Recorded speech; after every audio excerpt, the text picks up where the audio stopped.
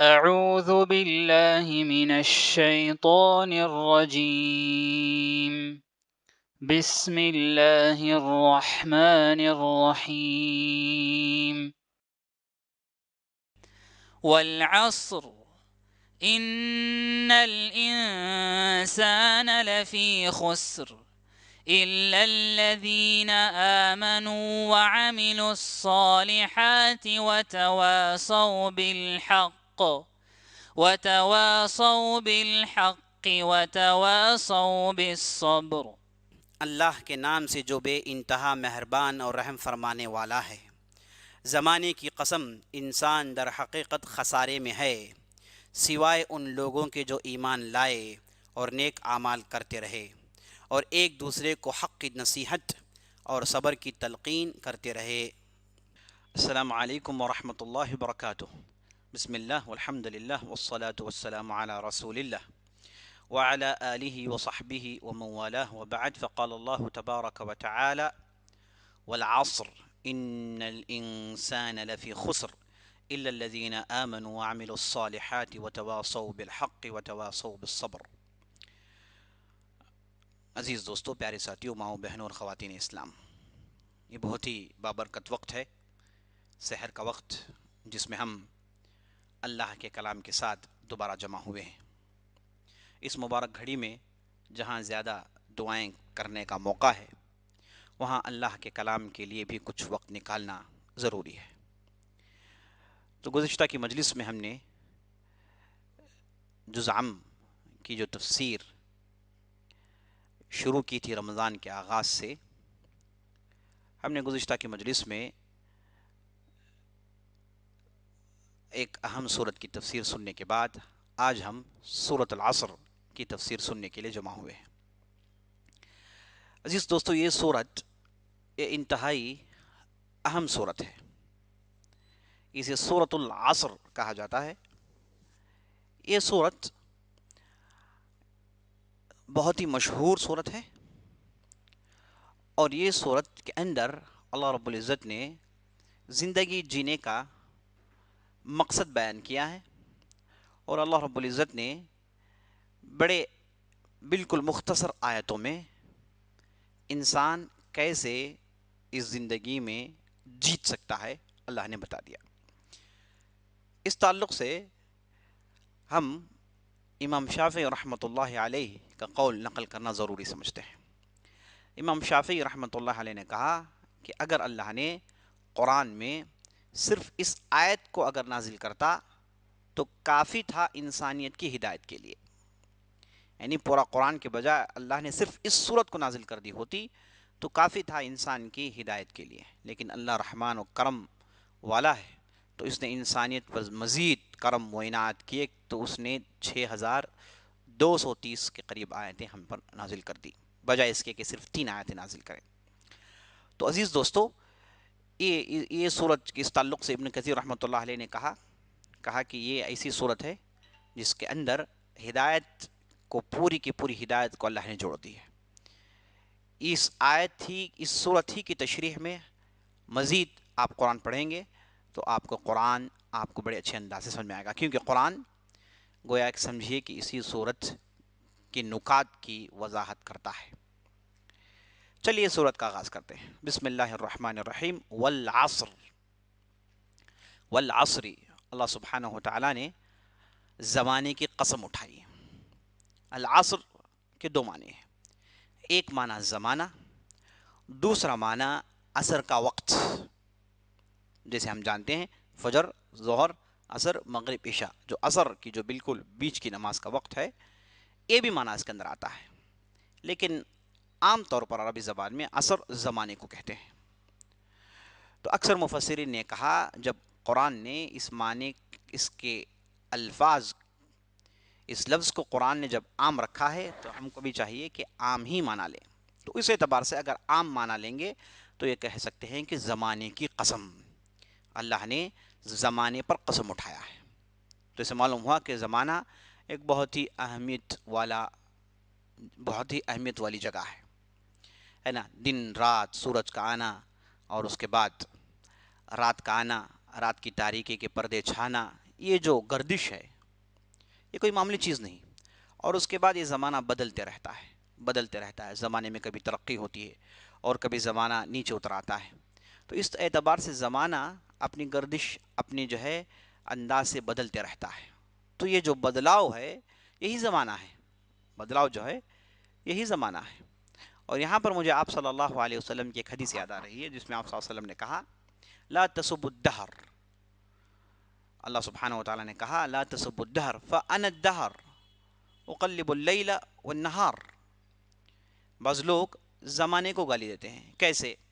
وہ ایسے کہتے ہیں کہ یہ زمانہ برا زمانہ ہے، یہ زمانہ اچھا زمانہ ہے، یہ وقت برا وقت ہے، یعنی برا وقت آ گیا، برا وقت ختم ہو رہا ہے تو فلاں وقت برا وقت ہے. یہ جو بدشگونی لے کر وقت کو برا کہتے ہیں یہ اصل میں وقت کو گالی دے رہے ہیں، کیونکہ وقت کبھی برا نہیں ہوتا، وقت یہ پورے کا پورا اچھا ہی ہوتا ہے.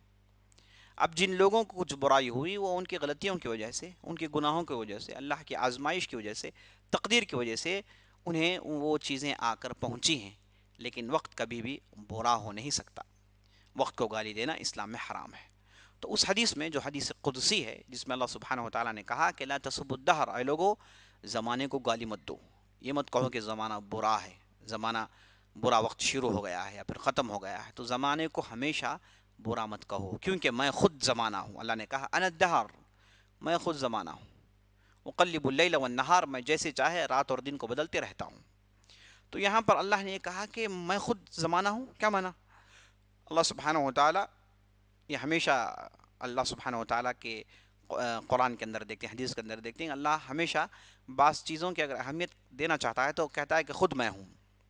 جیسے ایک مشہور حدیث میں دیکھتے ہیں جس میں اللہ سبحانہ و تعالیٰ نے ایک قیامت کے دن بندے کو اٹھائے گا اور اس سے گفتگو کرے گا اور کہے گا کہ میں بیمار تھا تو میرے پاس نہیں آیا، میں تیرے پاس مال مانگا لیکن تو نے مجھے نہیں دیا. تو اس حدیث کے آخری میں بات معلوم ہوتی ہے کہ اللہ نے جب یہ کہا کہ میں بیمار تھا تو اللہ بیمار نہیں تھا، نعوذ بکلمات اللہ، بلکہ ایک بندہ تھا اللہ کا جو بیمار تھا اور تو نے اس بیمار کے بندے کو مدد نہیں کی، بیماری کے بندے کو مدد نہیں کی. تو اللہ سبحانہ و تعالیٰ نے اس یعنی بیمار کی عیادت کی اہمیت کو اجاگر کرنے کے لیے یہاں پر اللہ نے خود اپنے آپ کو رکھا ہے. یہ اسلوب ہم شریعت کے اندر دیکھتے ہیں کہ جا بجا یہ اسلوب استعمال ہوا ہے، جا بجا یہ اسلوب استعمال ہوا. جیسے ہم ایک دوسری جگہ دیکھتے ہیں ان تنصر اللہ ینصرکم، یعنی اللہ کی تم مدد کرو گے کہ اللہ تمہاری مدد کرے گا. یعنی ہم اللہ کی مدد کیسے کر سکتے ہیں؟ ہم کمزور لوگ ہیں، اللہ کی مدد کی ضرورت نہیں ہے اللہ کو. کون کر سکتا ہے اللہ کی مدد؟ تو اسے بات معلوم ہوئی کہ اللہ کی مدد نہیں، معنی یہ کہ اللہ کی دین کی مدد، اللہ کی دین کی مدد کریں گے تو اللہ تمہاری مدد کرے گا. تو اللہ کی دین کی مدد کو یہاں پر دین کے لفظ کو ہٹا کر اللہ نے کہا کہ میری مدد. تو یہ اسلوب یہ طریقہ ہم ہماری شریعت میں دیکھتے ہیں، قرآن و حدیث کے اندر اسلوب موجود ہے. تو یہاں پر جب یہ کہا گیا کہ میں زمانہ ہوں تو اللہ زمانہ نہیں ہے، اللہ تو اوپر عرش پر مستوی ہے سبحانہ و تعالی. تو یہاں پر وہ زمانے کی اہمیت بتانے کے لیے اللہ نے کہا کہ خود میں زمانہ ہوں، گالی مجھے مت دو، زمانے کو گالی مت دو، کیونکہ زمانے کو پیدا کرنے والا میں ہوں، میں زمانے کا خالق ہوں. جب تم زمانے کو گالی دو گے گویا کہ تم نے مجھے گالی دی ہے. تو یہ معنی ہے اس کا. تو اس وجہ سے عزیز دوستو یہ زمانہ جو ہے یہ کبھی برا نہیں ہوتا، یہ ہمیشہ اچھا ہوتا ہے. لوگ پوچھتے ہیں کہ صبح کا وقت اچھا ہے. نہیں، یاد رکھ لیجیے ہر وقت اچھا ہے، انسان کے لیے کوئی وقت برا نہیں ہوتا.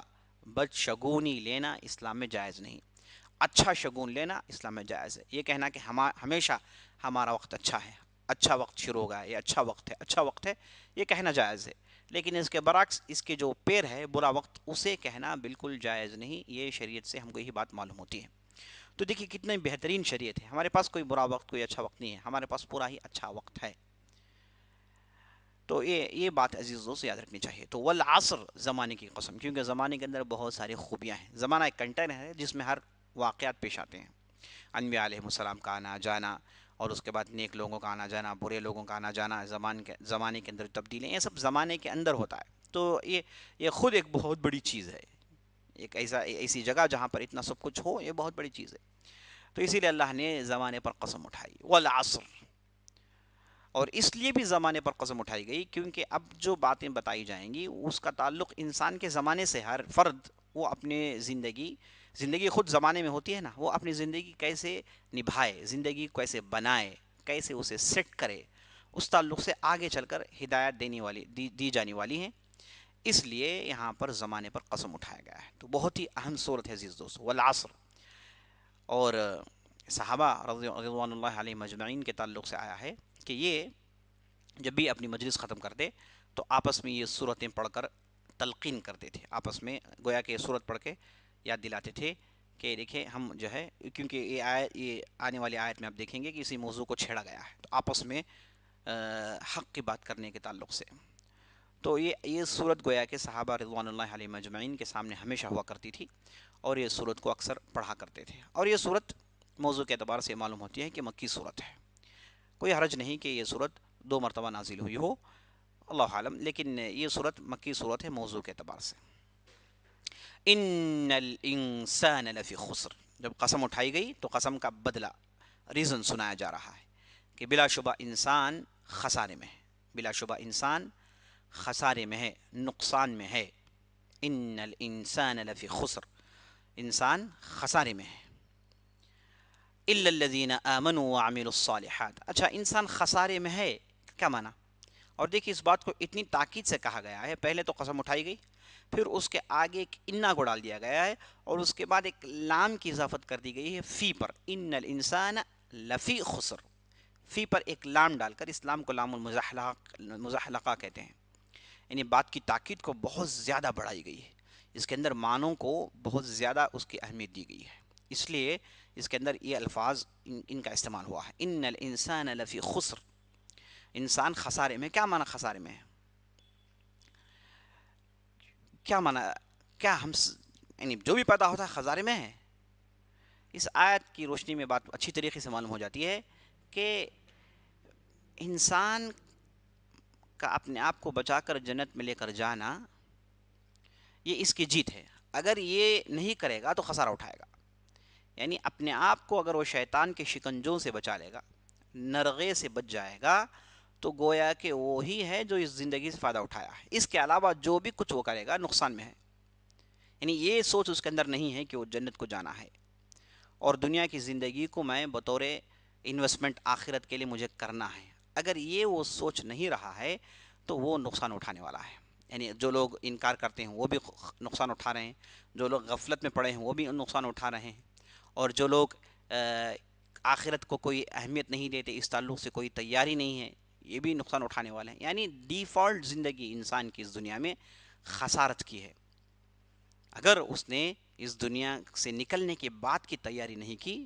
تو وہ خسارے میں ہے۔ تو یہ عزیز دوستو یہاں پر جیسے میں نے آپ کو پہلے بتایا، مکی صورتوں میں جہاں کہیں بھی الانسان کہا گیا تو اسے عام طور پر مراد کافر ہوتا ہے، اور وہ بھی انسان اس میں داخل ہے جو کہ مسلمان ہے لیکن اس کے اندر ایمانی کمزوری ہے، اسلام کی کمزوری ہے، تو وہ بھی اس کے اندر داخل ہے، وہ بھی انسان میں شمار ہوتا ہے۔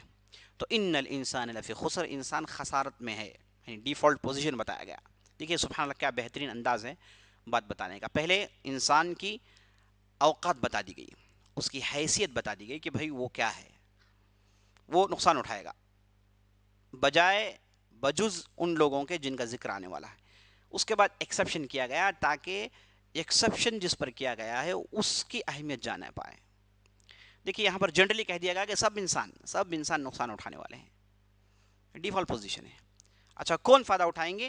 الا الذین آمنوا وعملوا الصالحات، سوائے ان لوگوں کے جو ایمان لائے اور نیک عمل کیا، جو لوگ ایمان لائے اور نیک عمل کیے، وتواصوا بالحق، اور حق کی تلقین اپنے اندر کرتے رہے، وتواصوا بالصبر، آپس میں صبر کا حکم دیتے رہے۔ تو یہ 4 کام کرنے والے گویا کہ وہ جو خسارت ٹھانے والا انسان ہے اس سے الگ ہیں، وہ انسانیت سے وہ باہر نکل آئے ہیں، 4 لوگ: ایمان، نیک اعمال، حق کی تلقین، صبر کی تلقین۔ تو پہلے ایمان کسے کہتے ہیں عزیز دوستو؟ ایمان کا معنی ہے کہ آپ پختہ بھروسہ رکھیں اور اسے زبان سے ادا کریں اور اسے دل سے ادا کریں اور ساتھ ساتھ اس پر عمل کریں، زبان، دل، عمل، القول باللسان والعمل بالارکان والتصدیق بالجنان، یعنی زبان سے اسے ادا کریں لا الہ الا اللہ محمد رسول اللہ، اور اس کے بعد دل سے اس پر بھروسہ کریں اور اس کے بعد اپنے جسم کے اعضاء سے اس پر عمل کریں. یہی ایمان ہے عزیز دوستو. یعنی عمل ایمان میں داخل ہے. آدمی نیک عمل کرے گا تو وہ اپنے ایمان کو پختہ کرے گا. آدمی برا عمل کرے گا تو وہ اپنے ایمان کو کمزور کر بیٹھے گا. تو ایمان کا گہرا تعلق ہے انسان کے عمل سے. جو لوگ ایمان لائے عمل نہیں کرنا چاہتے ان کا ایمان بیکار ہے. اصل میں ان کا دعویٰ ہی بیکار ہے، کیونکہ بغیر عمل کے ایمان ہو نہیں سکتا. اگر کسی نے کہا کہ میں عمل کرنا چاہتا ہوں لیکن ایمان لانا نہیں چاہتا، اسے دل سے اقرار کرنا نہیں چاہتا، اس کا عمل کرنا بھی بیکار ہے. تو حق دونوں کے درمیان ہے. حق دونوں کو جوڑنا ہے. ایمان کے ساتھ ساتھ عمل کو جوڑنا ہے. تو ایمان ایک بہت ہی گہرا عقیدے کا معاملہ ہے عزیز دوستو. اس تعلق سے ہم ہمارے مرکز میں کبھی کبھار عقیدے کے ایک مستقل کورس چلاتے ہیں جس میں ہم ایمان اور اس کے ارکان کی تفصیلی گفتگو کرتے ہیں. تو یہ بہت ہی اہم لفظ ایمان، یہ بہت ہی اہم ہے. ایک ایسا ٹرمینالوجی ہے ہمارے اسلام کے اندر جس کی جو ہے مزید اور مزید علم حاصل کرتے رہنا چاہیے. اسی طریقے سے ایمان کی ضد ہے نفاق. ایمان کا تعلق عزیز دوستوں دل سے ہے. جہاں زبان، عمل اور دل ہے، اس میں دل سے ایمان کا بھی تعلق ہے. یعنی ظاہری طور پر ایمان نظر نہیں آتا، ظاہری طور پر عمل نظر آتا ہے، یعنی اسلام نظر آتا ہے. تو اسلام اور ایمان میں فرق کریں گے. اسلام یہ ظاہری اعمال کا نام ہے، ایمان اس کا تعلق دل سے ہے. تو جو ظاہری اعمال ہیں اسے ہو سکتا ہے کہ منافق بھی کر لے، اسی لیے وہ کسی بھی اسلامی معاشرے میں مسلمان کہلوائے گا. لیکن اگر اس کا دل ایمان سے خالی ہے تو بالکل بیکار ہے اس کا عمل کرنا، بالکل بیکار ہے. تو دل میں ایمان ہونا بہت ضروری ہے. اسی لیے ہم اس مشہور حدیث کو بھی جانتے ہیں جس میں آپ صلی اللہ علیہ وسلم نے کہا کہ قیامت کے دن جب آپ صلی اللہ علیہ وسلم کو حکم ہوگا کہ وہ جا کے جو ان کی امت میں سے جہنم چلے گئے ہیں انہیں نکال کر لائیں، تو آپ صلی اللہ علیہ وسلم جائیں گے اور جن کے دل میں ایمان ہوگا انہیں نکال کر لائیں گے. پھر آپ صلی اللہ علیہ وسلم دعا کریں گے، پھر اجازت ملے گی، پھر جائیں گے. ایمان رائے کے دانے سے بھی اگر کم ہو انہیں نکال کر لائیں گے. پھر جائیں گے رائے کے دانے سے بھی کم، اس سے بھی کم، پھر انہیں لائیں گے. یعنی 3 مرتبہ رائے کے دانے سے بھی کم، اس سے بھی کم، اس سے بھی کم، یعنی ذرا برابر بھی، یعنی اس سے بھی کئی درجے زیادہ کم اگر آدمی کے دل میں ایمان ہے تو جہنم سے بچ کر جنت میں آ جائے گا. لیکن اگر جس کا دل ایمان سے بالکل کوڑا ہے، بالکل خالی ہے، وہ آدمی جنت میں جا ہی نہیں سکتا. اچھا، ایمان بھروسہ کس پر لانا ہے؟ تو اس کے 6 ارکان اسلام میں بتائے گئے. الایمان باللہ و ملائکتہ و کتبہ و رسلہ والیوم الآخر والقدر خیرہ. 6 چیزوں پر: اللہ پر ایمان، اللہ کے ملائکہ پر ایمان، اللہ کے رسولوں پر ایمان، اللہ کی کتابوں پر ایمان، یوم قیامت پر ایمان، تقدیر پر ایمان. یہ 6 چیزیں ہیں جو بہت ہی اہم ہیں. کتنے ہم میں سے ہیں جو اس کی تفصیل نہیں جانتے؟ کتنے ہم میں سے ہیں جو اللہ پر ایمان لانے کے جو ہے طریقوں کو نہیں جانتے، توحید کے طریقے کو نہیں جانتے؟ کتنے ہم میں سے ہیں جو ملائکہ پر کیسے ایمان لانا اس کی تفصیل نہیں جانتے؟ تو عزیز دوستو، ایمان ایک مستقل سبجیکٹ ہے اور اسے پڑھنا چاہیے. اسی لیے ہم مرکز میں، جیسے میں نے بتایا، ایک اس پر مستقل کورس چلاتے ہیں. انشاءاللہ اس کی ایک ریکارڈنگ بھی ہم مستقل کر دیں گے تاکہ دور دراز والے اس سے فائدہ اٹھائیں. تو الا الذین آمنوا وعملوا الصالحات وعملوا اعمالا صالحہ، جن لوگوں نے صالح نیک اعمال کیے، نیک اعمال جنہوں نے کیے وہ بھی بچ جائیں گے. تو ایمان، اس کے بعد عمل، یہ 2 کافی نہیں ہیں خسارہ سے بچنے کے لیے. یہ 2 کافی نہیں ہیں، یہ 2 علم ہیں، ایمان اور عمل. آپ ایمان لا لیا، آپ نے عمل کر لیا، اتنے میں معاملہ ختم نہیں ہوتا. وتواصوا بالحق. اب یہ جو حق ہے، ایمان جو ہے حق ہے، اس کی دعوت ہونی چاہیے. سبحان اللہ، اس آیت میں دعوت و تبلیغ کی طرف اشارہ ہے. وتواصوا بالحق، اس کی دعوت و تبلیغ ہونی چاہیے. اسے آپ جیسے اختیار کر چکے ہیں اسے دوسروں تک پہنچائیں. یہ ایمان میں داخل ہے آپ کے. یعنی یہ نہیں کہ آپ نے جان لیا آپ بیٹھ گئے، یہ ایمان ہو نہیں سکتا. ایمان کی خاصیت نہیں ہے. ایمان پھیلتا ہے، اسلام پھیلتا ہے. آپ صرف اپنی جگہ ایسے بیٹھ جائیں یہ ممکن نہیں ہے. ہاتھ پر ہاتھ دھرے منتظر فردا جسے کہا جاتا ہے کہ بات کے انتظار میں بیٹھے رہے، یہ ہوتا نہیں ہے. ایمان آنے کے بعد اس کی اتنی گرمی ہوتی ہے کہ لوگوں تک پہنچتا ہے، بڑی تیزی سے پہنچتا ہے. اسی لیے ہم دیکھتے ہیں کہ جو بھی صحابہ جب شروع میں ایمان لائے، ابوبکر صدیق ہو گئے، عبید اللہ بن طلحہ ہو گئے، اور زبیر بن عوام ہو گئے، عبد الرحمن بن عوف ہو گئے، عثمان بن عفان الغنی ہو گئے، یہ انہوں نے جب شروع میں ایمان لایا تو یہ لوگ جائے لوگوں کو جوق در جوق لوگوں کو اسلام میں داخل کروایا. جس دن ابوبکر صدیق ایمان لائے انہوں نے اسی دن 4-5 لوگوں کو اسلام میں داخل کروا دیا. اور کیسے لوگ تھے وہ؟ جو آگے چل کے بڑے بڑے عبد الرحمن بن عوف جیسی شخصیت. طلحہ بن عبیداللہ جیسی شخصیت، سعید بن زید جیسی شخصیت، جو آگے چل کے عشرہ مبشرین بالجنہ، جنہیں دنیا میں ہی جنت کی بشارت دے دی گئی، ان لوگوں میں لوگ شمار ہوتے ہیں۔ تو یہ ابوبکر صدیق رضی اللہ عنہ کی شروع کی محنت تھی۔ تو سبحان اللہ، یہ ایمان کی حرارت ہے دوستوں۔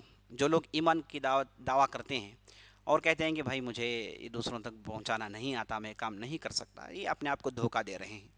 ایمان کی حرارت ایسی نہیں ہے، ایمان کی حرارت دوسروں تک پہنچانا ہے۔ ایمان یہ جو ہے روشنی جیسا ہے، دوسروں تک اسے فائدے کے لیے پہنچانا ہی پہنچانا ہے، یہ پھیلتا ہے۔ تو اس کی طرف اشارہ ہے عزیز دوستو، وتواصوا بالحق، تواصا یتواصا تواصیا فہو متواصن، یہ وصیت سے لفظ نکلا ہے، یہ اس کا تعلق باب تفاعل سے ہے۔ باب تفاعل یعنی عربی گرامر کی بات کر رہا ہوں میں۔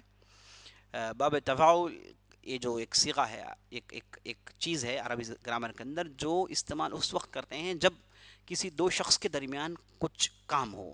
دیکھیے قتل کرنا معلوم ہے، تقاتل آپس میں ایک دوسرے کو قتل کرنے کے لیے محنتیں کرنا، تقاتل۔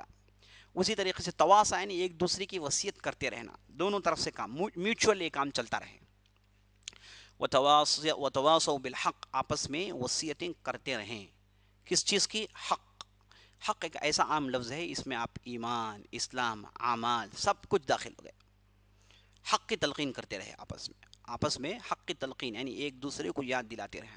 اس میں عزیز دوستوں دعوت کی پوری بات آ گئی، اور اس میں تبلیغ کی پوری باتیں آ گئی، اور اس کے بعد الامر بالمعروف والنہی عن المنکر کا پورا وہ جو کانسیپٹ ہے یہ لفظ کے اندر آ گیا ہے، یعنی اچھائی کا حکم دینا، برائی سے روکنا، اور اس کے لیے محنت کرنا، اور اس کے لیے ایک سیٹ اپ بنانا کسی بھی معاشرے میں، اس کی طرف اشارہ ہے۔ یہ نہیں کہ بھائی آپ 2 کر لے 3 کر لے، نہیں، ایک نظام بنایا جائے۔ کنتم خیر امت اخرجت للناس تأمرون بالمعروف وتنہون عن المنکر وتؤمنون باللہ، یعنی اللہ نے کہا کہ تم بہترین امت ہو، تم امت خیر ہو، تمہاری امت کے لیے ایک ٹائٹل یہ ہے کہ تم امت خیر ہو۔ کیوں؟ تم نے آخر ویسا کیا کر دیا؟ وہ یہ ہے کہ تم میں سے ایسا ایک گروہ ہے، ایسی ایک گروپ ہے جو اچھائی کا حکم دیتی ہے، برائی سے روکتی ہے۔ تو اچھائی کا حکم دینا، برائی سے روکنا، یہ اس امت کا خاصہ ہے، اس امت کا ایک اسپیشل چیز ہے، ایک اسپیشل ایک انٹیٹی سمجھے آپ۔ اس کے بغیر یہ امت کا ڈھانچہ نہیں کھڑا ہو سکتا۔ اچھائی کا حکم دینا، برائی سے روکنا۔ کتنی قرآن کی آیتیں ہیں جس میں اللہ نے جا بجا یہ کہا کہ یہ جو مومنین ہیں ان کا کام ہی اچھائی کا حکم دینا، برائی سے روکنا۔ یہ کام، یہ جو میکانزم ہے ان کے اندر ہمیشہ کام کرتے رہتا ہے۔ اگر یہ میکانزم اگر مار کھا گیا، یعنی یہ رک گئے لوگ، اچھائی کا حکم دینا، برائی سے روکنا، انہوں نے اس سے اپنے آپ کو روک لیا، تو امت کا ڈھانچہ، امت کا جو سایہ بان ہے وہ گر جائے گا۔ کتنی مصیبت کی بات ہے کہ آج ہمارے معاشرے میں لوگ صرف یہ کہتے ہیں کہ بھائی آپ اچھائی بولتے رہیں، برائی سے نہ روکیں۔ یہ ممکن نہیں ہے۔ اچھائی اگر آ جائے وہ خود بخود برائی کو باہر نکال دیتی ہے۔ ایک آدمی بیک وقت شرابی اور ایمان والا ہو نہیں سکتا۔ ایک آدمی بیک وقت پکا جھوٹا اور ساتھ ساتھ ایماندار ممکن نہیں ہے۔ ایک آدمی تجارت میں ہر کھپلے کرے اور مسجد میں آ کے نمازی بن جائے، یہ خود اپنے آپ کو دھوکہ دے رہا ہے۔ ایسا ممکن نہیں ہے، ایسا ممکن نہیں۔ اچھائیاں آتی ہیں تو برائیوں کو بھیج دیتی ہیں۔ قرآن نے کہا ان الحسنات یذہبن السیئات، حسنات اچھائیاں جب آتی ہیں برائیوں کو بھیجتی رہتی ہیں۔ برائیوں کو، سنت آ گئی تو بدعت ختم، توحید آ گیا تو شرک ختم۔ اگر شرک کسی جگہ آ گیا تو توحید وہاں سے نکل جاتا ہے۔ اگر کہیں کسی معاشرے میں بدعت کی ترویج ہو جائے، بدعت جڑ پکڑ لے، وہاں سے سنت سے دور ہو جاتے ہیں لوگ۔ تو یہ جو برائیاں ہیں یہ اچھائیاں آنے کی وجہ سے ہٹ جاتی ہیں۔ تو صرف اچھائی پھیلانا اور برائیوں سے لوگوں کو نہیں روکنا یہ بہت ہی خطرناک چیز ہے۔ اور اللہ نے بنی اسرائیل پر لعنت بھیجی اور ساتھ ساتھ یہ کہا كانوا لا يتناهون عن منکر فعلوه، یعنی ان کے پاس خامی تھی کہ تو اچھائی تو کر لیتے تھے لیکن ان کے اندر جو برائی سے روکنا وہ تھا وہ نہیں کرتے تھے۔ آپس میں اچھی باتیں کر لیے، اٹھ کے چلے گئے، لیکن ان کے اندر جو معاشرے میں برائیاں ہوتی ہیں ان برائیوں کو روکنے کے لیے ان کے پاس کوئی ایک سسٹم نہیں تھا۔ یعنی آپس میں یہ کسی کو برائی میں دیکھے تو برائی سے روکتے نہیں تھے، کسی کو کسی غلطی میں دیکھا یہ نہیں کہا کہ بھائی آپ ایسا نہ کریں، اسے اپنے آپ بچا لیں، یہ چیز نہیں تھی۔ تو اس لیے ان پر عذاب آیا اور برباد کر دیے گئے۔ تو عزیز دوستو اچھائی کا حکم دینا اور برائی سے روکنا یہ میکانزم وتواصوا بالحق کے اندر داخل ہے۔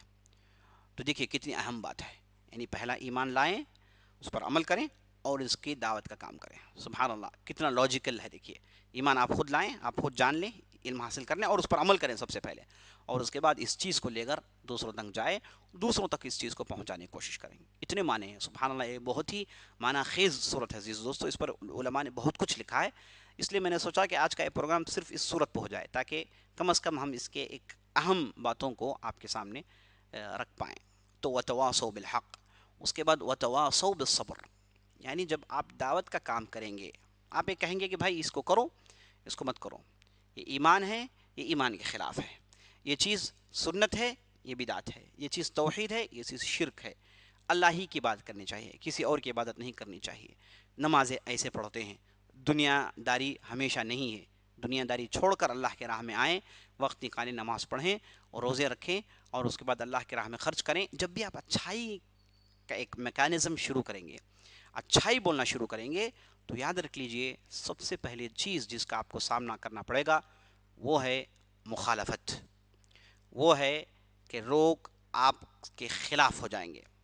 لوگ کہیں گے کہ بھائی تمہارا منہ بند کرو, تمہاری زبان بند کرو, تم یہ مت کہو, تم یہ مت کہو. تو جب آپ لوگوں کے درمیان اس چیز کو لے کر جائیں گے تو سب سے پہلے مخالفت آپ جھیلیں گے. یہ چیز آپ کو جھیلنے کو ملے گی. یہی ہوا نبی صلی اللہ علیہ وسلم کے پاس. لوگ ایمان کم لائے لیکن مخالفتیں بہت زیادہ تھیں. آپ نے آغاز کیا تو گنتی کے چند لوگ تھے, مٹھی بھر لوگ تھے جنہوں نے ایمان لایا, لیکن مخالفتیں پوری مکے کی وادی بھر گئی. دشمنوں کی تعداد بہت زیادہ چاروں طرف سے آ گئی. انہوں نے سنگ باری کی, کیا کیا اذیتیں نہیں دی. تو مخالفت کا آنا ضروری ہے. آپ دعوت کا کام نہیں کریں گے, اچھائی کا حکم برائی سے روکنا یہ نہیں کریں گے, کوئی مخالفت نہیں کرے گا آپ کی, کوئی مخالفت نہیں. آپ کو بلکہ تعریف کریں گے بھائی اچھا کام کر رہا ہے. لیکن مخالفتیں, لڑائی جھگڑا, معاملہ بگڑے گا اس وقت جب آپ نے زبان کھول کر کچھ کہا. اور اسلام یہ کہتا ہے کہ آپ کو اچھائی کو بولنا ضروری ہے. تو اس پر جو مخالفتیں آئیں گی وتواصوا بالصبر, اس پر صبر کرنا ہے, اور آپس میں صبر کی تلقین کرنا ہے. اس پر بھی مل کر کام کرنا ہے. یعنی اس آیت کے اندر مل کر کام کرنے کا تصور دیا گیا. یہ نہیں کہ ایک دو مل کر نہیں, ایک گروپ کی شکل میں, ایک جماعت کی شکل میں مل کر کام کریں. اچھائی کا حکم برائی کا یہ سلسلہ آپ شروع کریں گے, مخالفتیں آئیں گی تو آپس میں صبر کرنے کے لیے بھی تلقین کی ضرورت ہے. آپس میں ایک دوسرے کو جھیلنا جاننا چاہیے, آنے والی مصیبتوں کو سنبھالنا سیکھنا چاہیے. تو یہی معنی ہے عزیز دوستو وتواصوا بالصبر کا. تو بہت ساری باتیں. صبر کیا چیز ہے, صبر کا معنی کیا ہے. صبر کا معنی یہ ہے کہ آپ وہ حرکت نہ کریں جس سے اللہ ناخوش ہو جائے.